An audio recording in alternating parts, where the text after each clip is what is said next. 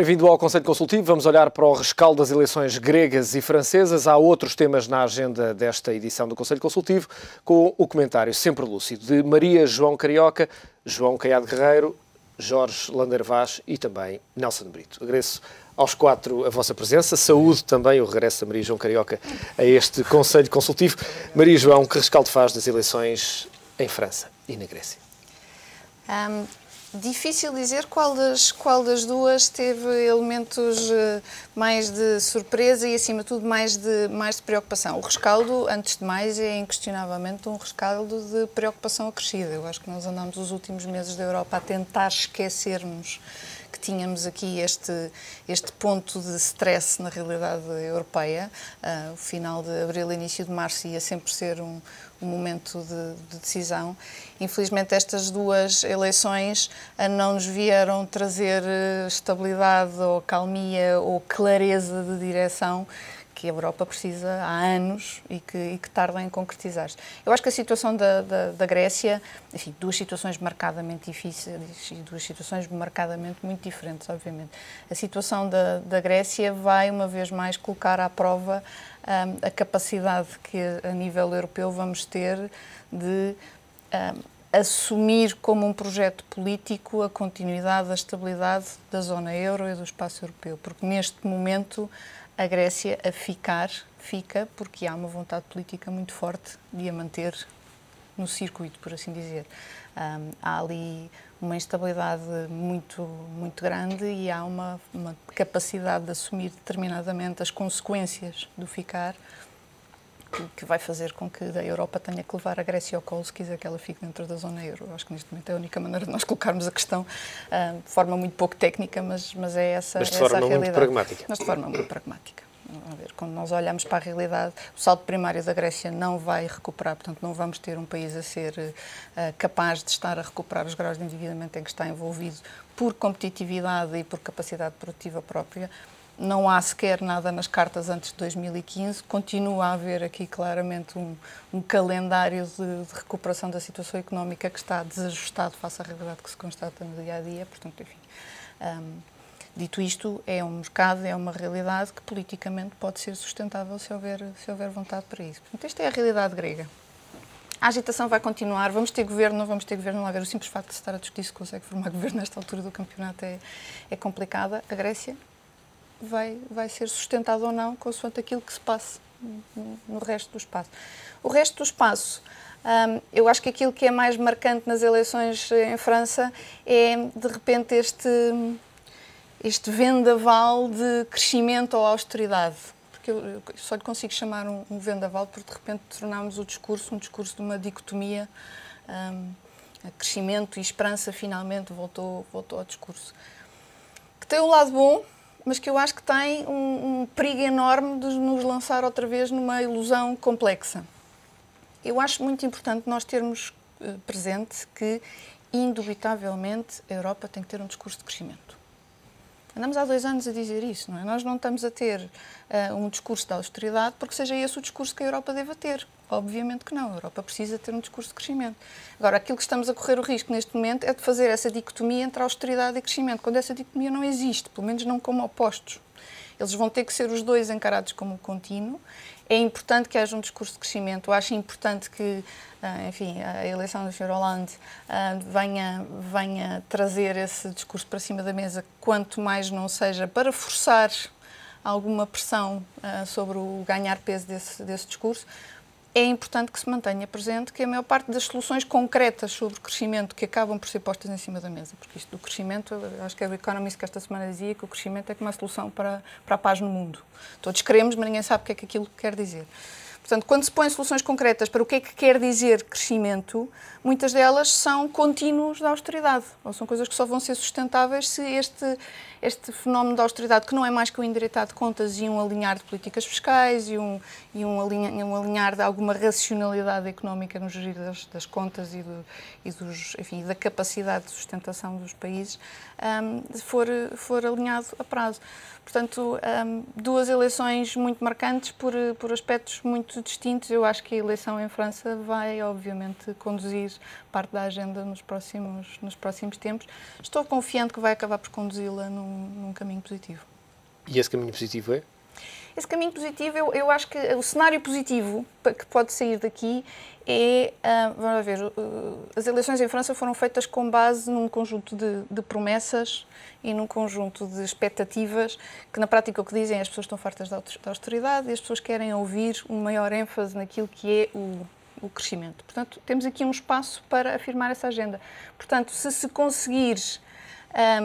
isto como em tudo na vida, não é? Há um 8 e um 80. Eu acho que nós estávamos no 8, a agenda eleitoral francesa foi uma agenda de 80 e agora havemos de convergir. E há pontos que são positivos para convergir.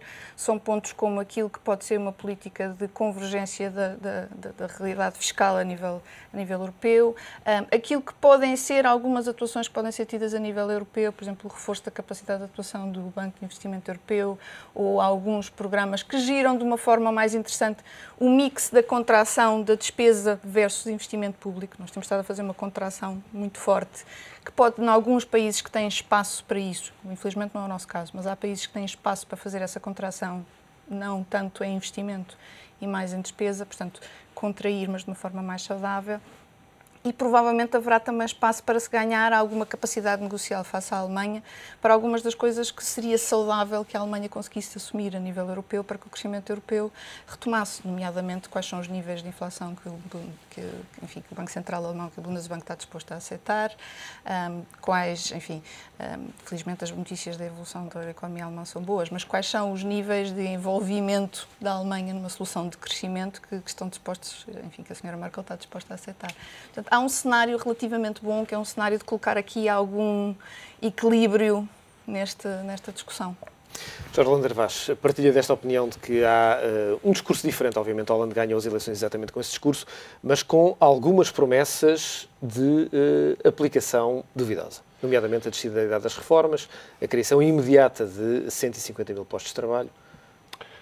Pois, a Hollande fez uma aposta forte e de facto acendeu uma luz de esperança na União Europeia. Esta luz de esperança era bom que fosse mais do que isso, que se transformasse em realidades, que houvesse de facto um trajeto diferente da Europa, que não assentasse apenas na famosa austeridade e que fosse capaz de transformar a Europa. Só que de facto há o discurso político e há o plano da política e depois há o plano dos mercados e há o plano da economia. E os fundamentais da economia vão ditar muito do que se vai passar, para além do discurso político, do que se vai passar a seguir.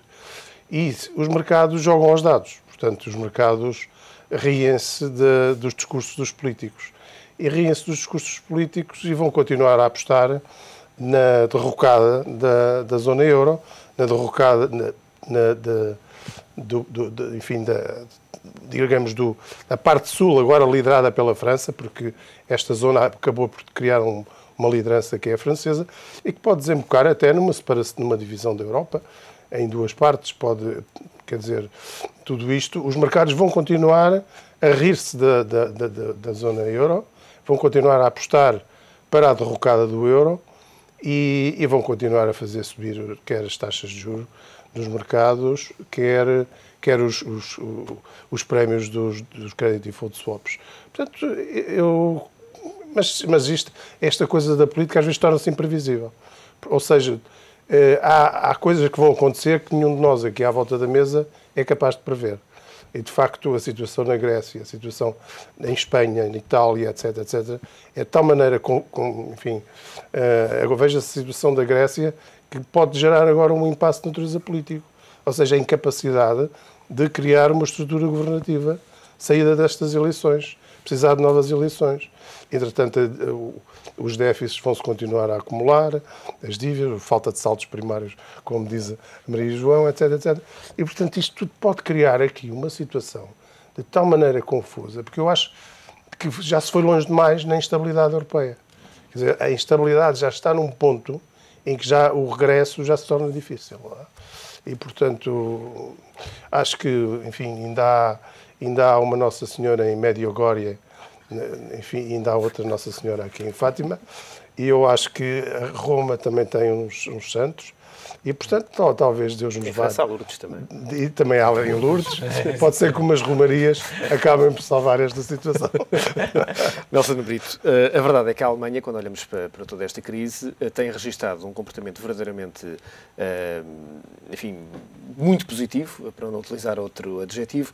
Tem visto as suas exportações aumentarem, a balança comercial, de facto, muito forte, o crescimento da economia, o desemprego em mínimos históricos, as Bundes a pagarem juros negativos em algumas maturidades, porque há investidores que preferem ter, obviamente, este refúgio. A Alemanha não tem muito incentivo a encontrar vontade para mudar algo na Europa, porque está a ser beneficiada com isso. A Alemanha não tem nenhum incentivo porque tudo lhe parece correr bem. Agora, vamos ver até quando. E acho que esse é o ponto. Eu acho que estão criadas condições, e concordo que estão criadas condições, pelo menos, para que haja mais alguma coisa sobre o plano europeu em relação à economia. Agora, o que eu acho que nós deveríamos estar a discutir, porque o que nasceu ao longo destas últimas 2 semanas foi novamente uma vaga grande de populismo. E nós, com o populismo, pelo menos como país, de certeza absoluta que não vamos a lado nenhum. E deixámos de ter na nossa agenda, que ainda andamos a discutir, o Código Laboral e quando é que o aprovamos, deixámos de ter na agenda a renegociação das PPPs, deixámos de ter na agenda o que nós temos que cumprir pelo memorando da Troika. E passámos a discutir o populismo e o populismo europeu para onde é que queremos ir. Eu acho que é importante. Agora, eu acho que nós deveríamos nos concentrar novamente no que é que nós, como país, temos para fazer. O compromisso que nós temos perante o memorando da Troika é o que eu acho que temos de ter na nossa agenda. Nós não vamos, como país, de certeza, conseguir influenciar em muito o que é que se pode fazer sobre o ponto de vista económico a nível europeu. Podemos tentar influenciar, minimamente, mas não vai ser por nós que a Comissão Europeia vai ter uma política diferente para a economia. Então, o que eu acho é que nós temos que continuar-nos a concentrar nas regras e nos compromissos que nós assumimos para conseguirmos, acima de tudo, ser um país que consiga cumprir os seus compromissos. Acho que é por aí. Agora, a Alemanha vai ter que se preocupar a médio e longo prazo com a sua economia, porque ela exporta, e muito, também para a Europa. E o que nós temos em cima da mesa, em França, na Grécia e em outros países, é possíveis recessões, e isso vai afetar mais dia menos dia a Alemanha. Agora, nós como país temos que nos concentrar no que temos para fazer e de uma vez por todas fechar os temas que nós já deveríamos ter fechado em fevereiro e que de fevereiro passaram para março, de março passaram para abril e de abril estamos em maio. E agora, finalmente, pelo menos parece que já conseguimos entender como é que vai parar os 4 feriados que andamos aqui há não sei quantos meses a discutir. Isso é completamente inaceitável como país que estejamos a deixar derrapar todos os dias estas condições e que nas últimas 2 semanas tenha vindo novamente algum populismo para cima da mesa. Não é com populismo que nós vamos resolver os nossos problemas. Nelson, o facto de haver em alguns países com algum peso na Europa, nomeadamente em Itália, também em França, agora em Espanha, alguma tentativa, obviamente para além das vozes que surgem da Grécia, alguma tentativa para alargar os prazos de financiamento, para relaxar, se me permite a expressão, algum cumprimento daquilo que são os acordos assumidos, podem colocar Portugal numa situação mais vantajosa para renegociar junto aos credores as condições do acordo que tem neste momento? Ou parece-lhe que isso ainda é extraordinariamente cedo demais para Portugal poder avançar para essa questão? Eu acho que é cedo demais. Acho que Portugal não deve ter em consideração, se isso acontecer, e eu acho que isso vai ter que acontecer, não será porque os outros países estão também com dificuldades. Não, será porque nós estamos a tentar cumprir as nossas regras e os nossos compromissos e são difíceis de cumprir.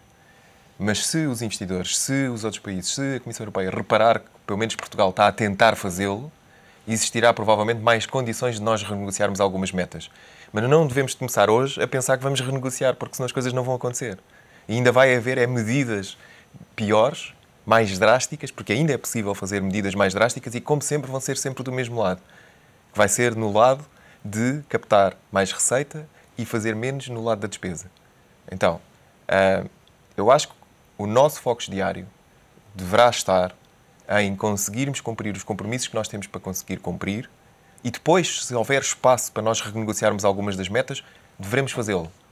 Mas não é este o momento para ter a discussão se vamos renegociar o setembro de 2013 para setembro de 2014, se vamos renegociar para 2015, se vamos conseguir ter alguma folga maior nos compromissos de déficit que nós temos para cumprir. Este não é o momento para ter essas discussões. Este é o momento para fazermos, de uma vez por todas, as alterações estruturais que nós temos que fazer, quer seja na justiça, quer seja no mercado de trabalho, quer seja no mercado das energias, em todas as áreas onde nós nos comprometemos com a Troika, este é o momento para nos preocuparmos com essas alterações estruturais. O resto virá por acrescento. Agora, se nós perdemos o foco a estas alterações estruturais que nós temos para fazer, é provável que ainda teremos que adotar, no final do ano, medidas mais pesadas para a nossa economia e que ainda vai pôr a nossa economia em maior recessão. Esse é que é aqui o ponto. João, algumas vozes, nomeadamente ao nível do Partido Socialista e nomeadamente Mário Soares, têm vindo a alertar para o necessário afastamento do PS deste acordo que foi assinado e obviamente que foi disputado exatamente enquanto o PS estava no governo. Parece-lhe que o facto de não ter existido uma solução de governo mais alargada, incluindo o PS numa fase inicial, poderá colocar em risco alguma estabilidade política entre os dois partidos que estão no governo e o principal partido da oposição? Eu creio que a colagem que o Dr. António José Seguro fez ao Sr. François Hollande, ele aparece mesmo como um apoiante do François Hollande e o PS quase que clamou que esta vitória era uma vitória deles, o que eu achei interessante, vai dar um desapontamento brutal nas próximas 3-4 semanas. O Sr. Mitterrand ainda teve 2 anos, entre 83 e 85, para perceber que aquilo das nacionalizações não davam e depois lá desenvolveu uma política que era o nini, ou seja, o não, nem privatizações, nem nacionalizações. O Sr. Hollande, se tiver 2 semanas, é uma sorte e só tem 2 semanas, porque as outras eleições são daqui por 2 semanas. Depois os mercados vão lhe dizer como é que é, se a Sra. Merkel não lhe disser primeiro.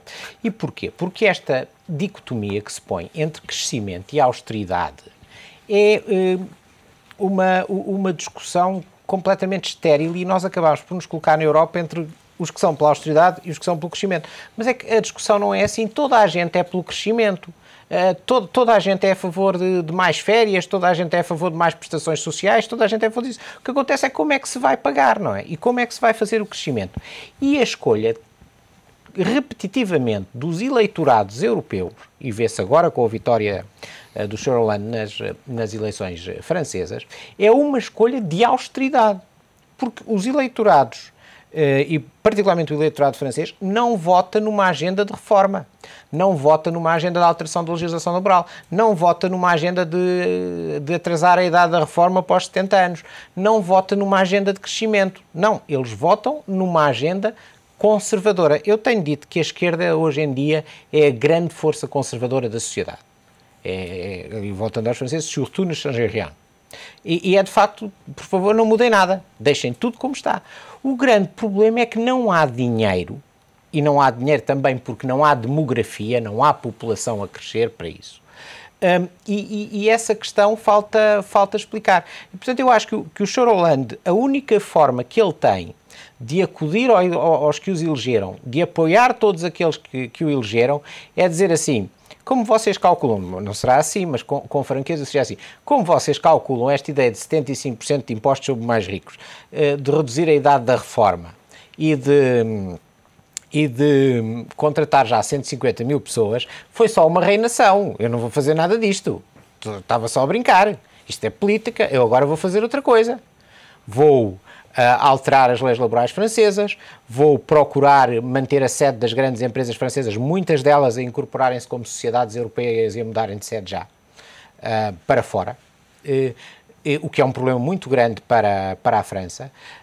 Vou facilitar o emprego da nossa juventude, vou procurar uma verdadeira agenda de crescimento e é essa verdadeira agenda de crescimento que vai sustentar o meu programa social como socialista de apoio aos mais fracos e mais desfavorecidos, etc, etc. Porque a questão aqui é, os cofres da França estão vazios, a França está com uma dívida de 80 e tal % do PIB, e isto é a dívida convencional, eles também não serão tão perfeitos como isso, se nós também temos dívida para além da dívida convencional, a França também terá. Portanto, eles não têm, neste momento não há dinheiro para distribuir, e esse é o grande problema, não é? Maria João, quando olhamos para a Espanha, percebemos que de facto há grandes diferenças relativamente a Portugal, nomeadamente no setor financeiro. O setor financeiro espanhol está a atravessar um momento muito complicado, muito em virtude daquilo que é o setor imobiliário. O que é que se espera para a Espanha? E que efeitos poderá ter naquilo que é, obviamente, o nosso maior parceiro económico? Que efeitos é que poderá ter em Portugal? A Espanha tem estado a gerir este momento de uma forma que até agora tem-lhe permitido, nomeadamente no setor financeiro, no setor bancário e na banca de retalho em particular, aproveitar esta crise para fazer uma reestruturação de fundo. E nós temos que entender que é isso que tem estado a acontecer em Espanha. É o aproveitar de uma oportunidade única para resolver uma estrutura de mercado que gerava ali alguns desconfortos, mas que era uma estrutura que historicamente era a que estava presente e, portanto, não havia incentivo para mudar e agora se concretizou esse incentivo. Qual é, para mim, o ponto de toque nesta situação em Espanha e, nomeadamente, nos desenvolvimentos mais recentes? É que até aqui Espanha teve o luxo de poder navegar esta crise a resolver a situação e a reestruturar o setor bancário. Neste momento, o setor bancário pode definir a natureza da crise em Espanha. Porque até aqui nós vivemos um bocadinho com uma hesitação acerca de qual era a natureza do problema em Espanha. Nós sabemos que na Irlanda a natureza do problema era uma, em Portugal a natureza do problema é completamente diferente. Na Irlanda o problema era dominado pela situação de bolha, de especulação, de consequente bolha de imobiliário e depois tradução disso no setor financeiro, enfim, imobiliário e não apenas bolha financeira, bolha imobiliária, todas elas combinadas e uma implosão do setor financeiro. Em Portugal é um problema de capacidade de sustentação de crescimento e de ganho de produtividade a prazo. Portanto, duas situações muito diferentes. Espanha, um bocadinho híbrida. Se Espanha, neste momento, deixa o setor financeiro efetivamente soluçar, por assim dizer, podemos ter um problema de uma natureza complexa em Espanha, porque Espanha já tem ali aquele que, para mim, também é um ponto de toque complicado a nível europeu. Espanha tem um potencial de instabilidade social significativo. Aqueles níveis de desemprego, nós sabemos que em Espanha são historicamente acima de qualquer estatística europeia, portanto há ali uma realidade qualquer que eu acho que nós não percebemos a fundo, mas em qualquer caso está ali um ponto de tensão muito forte.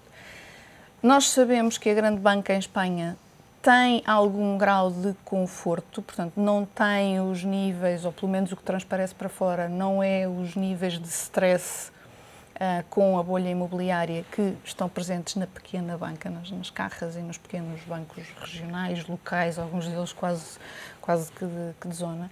E a grande banca em Espanha tem estado a conduzir uma agenda de não vamos recorrer a um banco de ativos tóxicos, não vamos recorrer a uma situação de intervenção mais forte do governo no setor financeiro, deixem o Banco de Espanha, que fez um trabalho excepcional até aqui, mas deixem o Banco de Espanha conduzir isto e vamos aproveitar isto para reestruturar o setor.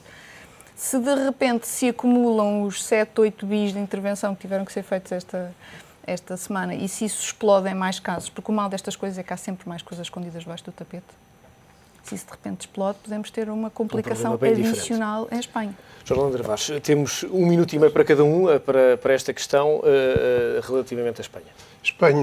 A Espanha, infelizmente, é um caso muito grave. É um caso muito grave, já várias vezes nós abordámos o tema, só para recordar que, mais uma vez, que o setor bancário espanhol é o setor que mais recorre ao Banco Central Europeu. 28% das excedências de liquidez do Banco Central Europeu são para o setor bancário espanhol. Portanto, a situação, a tal situação escondida nos ativos nos balanços das caixas e também dos bancos espanhóis, e a situação financeira também escondida nas autonomias regionais, nas regiões autonómicas, também é explosivo.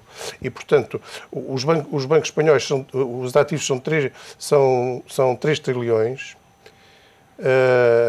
Não, peço desculpa. É 1 trilhão de euros, cerca de 1 trilhão de euros, e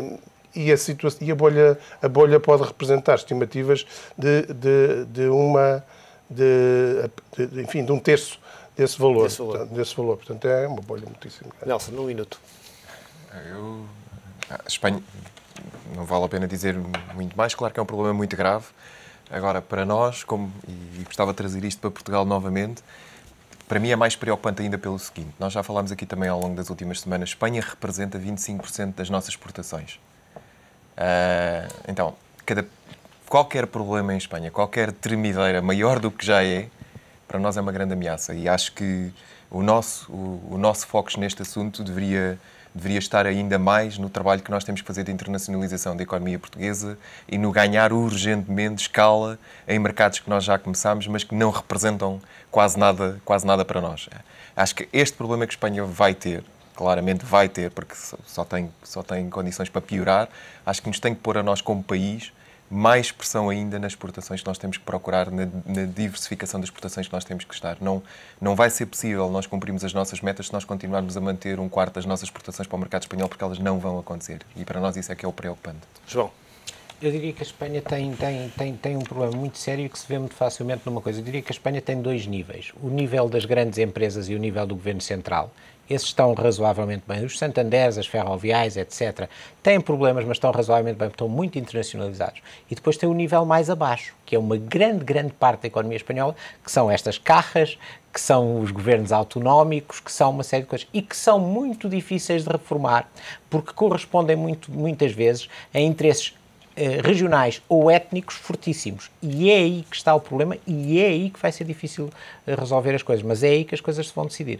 João Guerreiro, Maria João Carioca, Nelson Brito, Jorge Landeira Vaz. É sempre um prazer contar com o vosso comentário. Voltamos a ver-nos de hoje a 8 dias. Fica também aqui um ponto final no Conselho Consultivo. Aproveita este dia.